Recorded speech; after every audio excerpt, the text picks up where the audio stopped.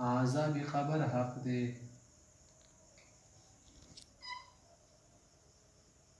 عذاب قبر او تنعیم قبر څه دی؟ حق دی. عذاب قبر نو تیل سری ده کنه. عموما دا لفظ استعمالیږي عذاب قبر، خو مراد ته نه صرف عذاب قبر نه صحیح ده چې بس عذابونه حق دي. یم عذابونه خو نه دي کنه. تنعیم قبر هم حق دی. کله کله سړی شي په نعمتونو کې، خو لکه اکثر کفار دي کنه د خو بس عذاب کې مسلمانانو ول چې ورکی پوروا شي عذاب ډیر شي کنه، ډیر ځکه عذاب لفظ خلک استعمالوي. بس دا قبر زندگی څه ده چې مړ شوي کنه تر قیامت قایم کېدو پورې دي ته ویل شي الحیات البرزخیه. صحیح ده. یو خو حیات په البطن وي کنه، لکه سړی په د خېټه کې ژوند تېروي څو میاشتې یا کال وغیره، یو کال پورې یا زیات لږ زږ یو وي کنه. الحیات الدنیویه مونږ خېټې نه راوځو. صحیح ده کنه. که اوس مو یو بیا پسې بل د الحیات البرزخیه چې مړ شي بس تر قیامت کې هم پیدا پورې. بل د الحیات بعد الممات چې کله مړ شي نه بعد البعث صحیح د ژوندی شي، صحیح د نشأ ثانیه وشي، نو دا بس زندګۍ دي. بل څه ده چې د مړ شوي کنه تر قیامت کې هم کېدو پورې دي ژوند ته حیات برزخیه ویلی شي. صحیح ده کنه. او عذاب قبر مونږ وایو کنه بس داسې ویلی شي برزخ ژوند ده. صحیح ده کنه. برزخ پر دې ته ویلی شي کنه. برزخ نه څه مراد دی؟ عالم برزخ هم خلق وایي کنه. مراد دی چې د انسان مرګ نه بعد ونیسه تر قیامت قایم کېدو پورې دې ژوند ته ویلی شي عالم برزخ. صحیح ده. الحیات البرزخیه ورته ویلی شي. برزخ د څه شي ځای نوم نه ده. ځنه خلک یې چېرې په برزخ کې ودا کېږي.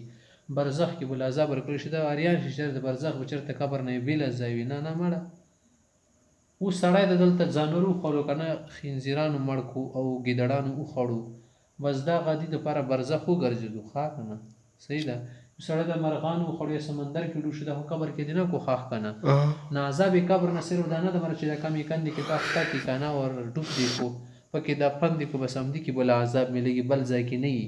نه نه په همدې کې وله میلوېږي. دې نه علاوه که چېرته سړی اوبو کې ډوب شي هغه ته به هم میلوېږي. همداسې ته که مرغانو کرغانو وخوړو که نه هغه له به څه میلېږي؟ عذاب میلېږي. صحیح د ځانور وخوړو هغه ته به عذاب میلوېږي. یا یو سړی د اور کې وسوځېدو بلکل زارې زارې لاړو ټوټې ټوټې شو ختم شو ایرې جوړ شو که نه دې ته به په دې کې عذاب میلوېږي. صحیح شوه. که یې سړی د متفرق اجزا وي که نه بیا به دې دپاره عذاب قبر وي. ښه بچ کېدل نه شي. الله رب کریم په سورې مومنون کې فرمایي اعوذ بالله من الشیطان الرجیم ومن ورائهم برزخ الى یوم یبعثون. تر قیامت پاسېدو ورځې پورې دو ته به څه د برزخ زندگی ده. قبر څه ده؟ قبر کندې ته ویلی شي که نه چې کوم ځای کې مونږ مرده دفن کوو. صحیح ده. خو دا قبر څه ده بس صرف همدې ځای سره نه ده خاص که نه. ښه که چېرته بل ځای کې د انسان اجزا وو صحیح ده که نه بیا د دې دپاره قبر شو بس. ښه مجازن یو خو حقیقي قبر ده چې د کوم جوړ کړو که نه، بلکې ته بل ځای کې پروت وي نیم دلته پروت وي که نه وایي مندلې ځنګل کې نیم بدن یې راوړو خښې کړو قبر کې نیم ګیدړانو خوړلی و بس د دې دپاره هغه مجازي قبر شو. دا حقیقي شو. صحیح شوه. نور برزخ اعتبار سره دواړو ځای کې ته عذاب میلېږي. صحیح ده.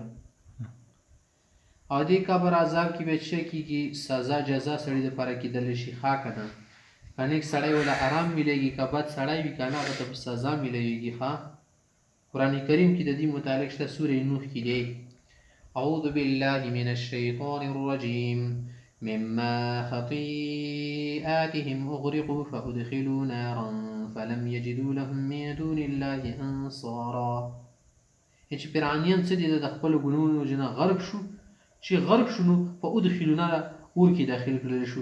غرق کېدو نه بعد څوک جهنم ته ځي که زه خو معنا چې د قبر عذاب کې اخته شو، ځکه چې بل عذاب خو بیا وروسته شروع کېږي که نه قیامت قایم کېدو نه بعد. صحیح شو. نو ودرېدو عذاب قبر دې نه ثابت شو. ابو سعید خدری صاحب روایت دی فرمایي آپ علیه السلام ارشاد دی انما القبر روضة من ریاض الجنة وحفرة من حفر النیران او من حفر النار. ترمذی شریف حدیث دی چې دا قبر د جنت بغیچه ده یا د جهنم څه ده کنده ده. ښه که نه ټیک شوه. بیا د قبر عذاب چې که نه دا څه طریقې سره کېږي؟ دا صرف روح ته یو که صرف بدن ته دا خبره اوس مو مخته بیانوو.